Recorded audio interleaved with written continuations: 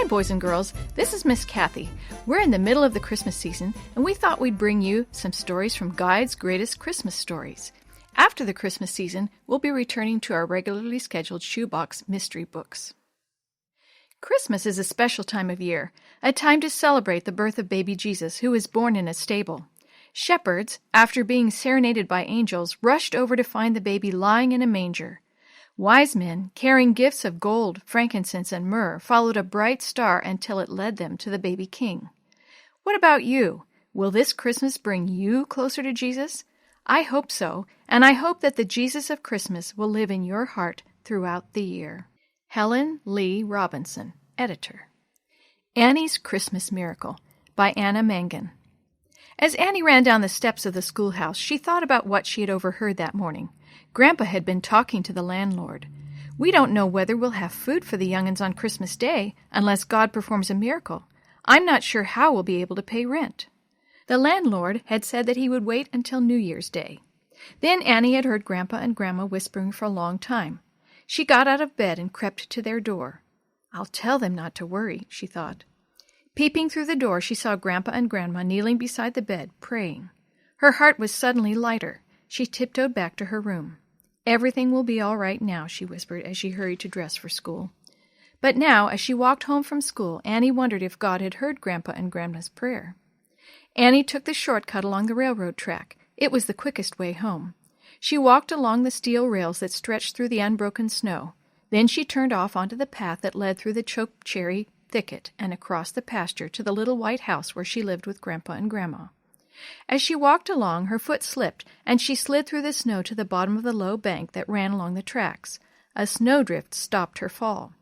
As Annie scrambled to her feet, she saw a can tumble out of the pile of snow. She picked it up, turning it in her hand. The can was unopened. She kicked against the snow pile again, and more cans rolled out. Some were rusty and dented, and a few had bulging ends. The labels were peeling off, but all the cans were unopened. Annie scurried to the other end of the long pile and pushed the snow away. More cans spilled out. She wiped 3 of them with her mittens and carried them the short distance home across the pasture. Grandma was at the gate waiting for her. "Look, Grandma! Oh, look!" she panted.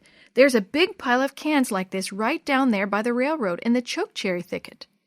Grandma took a can and examined it. "Now I wonder what can be in them. Let's go and find Grandpa. We'll see what he says."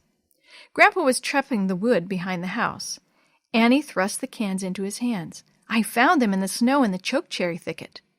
"Let's go inside," Grandpa said, leading the way to the kitchen. "We'll soon find out what's in them." Annie ran to get the can opener. She held her breath as Grandpa opened the first can. "Tomatoes!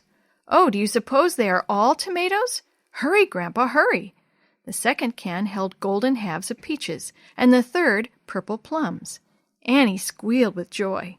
Grandpa and Grandma stared at the 3 cans, then at each other.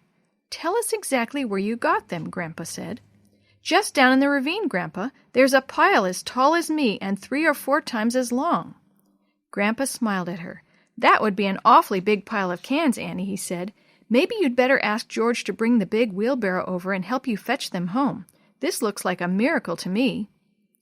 How could I have doubted that God would hear Grandpa and Grandma's prayers, Annie thought as she ran down the road to her cousin's house. George heard her coming and popped his head out of the root cellar. "George, come quick!" Annie shouted. "We're having a miracle at our house." "A what?" George asked. "A miracle!" Annie shook her mittened hands and laughed. "Come on!" "Can't you see I'm busy?" George replied, snapping a long braid of dry onions at her. "I have to braid these or I can't go caroling tonight." "Really, truly, George, we have a miracle, a Christmas miracle. Grandpa said you must come and help haul it home. Then maybe we'll all have a nice Christmas dinner to eat. Bring the big wheelbarrow and come on." George dashed for the barn and came back at once with the wheelbarrow. "Where food is concerned, I'm always ready to drop everything else," he said with a laugh. Annie led him down to the ravine in the chokecherry thicket. "See there," she exclaimed. "That's God's answer to Grandpa and Grandma's prayer." George gave a long, low whistle. "Well, Merry Christmas to you, Annie. Are all these cans full of food?" The 2 of them worked quickly to put all the cans into the wheelbarrow. When it was full, George tried to push it, but it was too heavy. "Wait, George. Grandpa gave me some rope. Tie it on the front, then I can pull while you push." "Come on, Annie! Come on, pull!" George shouted as they got the wheelbarrow up out of the ravine. When they reached home, they pushed the unwieldy load up to the back steps. Grandpa was just coming into the yard. "I went to see the sheriff," he said. "I thought we should tell him about the cans in case they belong to someone who needs them." "What did he say?" George asked. "Shall we go and get the rest? There are 2 or 3 more loads." "He said to bring them to the house. He thinks it's very unlikely that anyone will claim them. They may be the loot from Castiel's store. It was robbed last winter, remember?" When the last of the cans had been stacked in the kitchen, Grandpa stood looking at them. "The sheriff is going to call Mr. Castiel. He will let us know what to do with them." "I'll be going home now," George said through chattering teeth. "Mother will be looking for me." "Oh, no," Grandma said, putting her hand on his arm. "Grandpa stopped at your house on the way back, and you may stay here for supper. You've been such a big help." They had just finished supper when they heard a thump on the front porch. Grandpa hurried to open the door. There stood Mr. Castiel. "These were left over from the Christmas barrel at the church last night," he said. He held up 3 large red stockings filled with candy and nuts. A sack leaning against him was overflowing with golden oranges and bananas. "Well, ma'am," Mr. Castiel said, "aren't you going to invite me in?" "Oh, yes, do come in, Mr. Castiel." Grandma swung open the door. "Tell us, what did you find out?"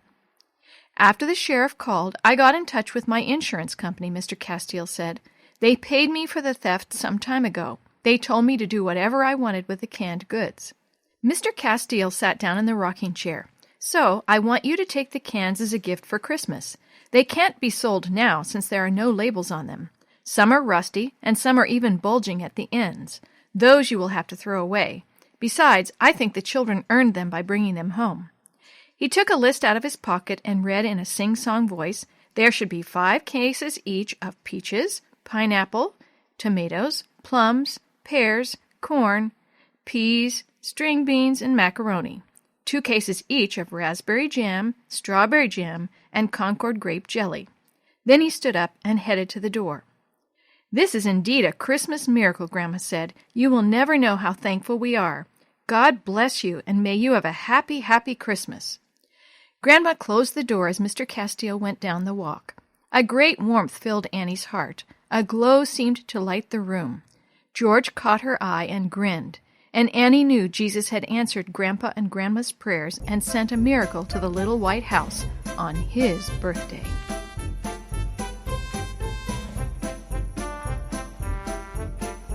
The story you have heard today is from Guide's Greatest Christmas Stories, a compilation from various writers for Guide magazine, edited by Helen Lee Robinson and used with permission from the Pacific Press Publishing Association.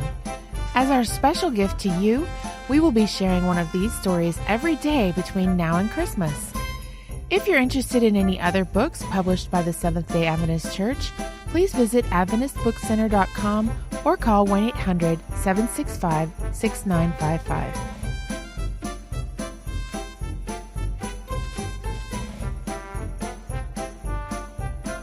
This podcast is a production of the Carolina Conference of the Seventh-day Adventist Church.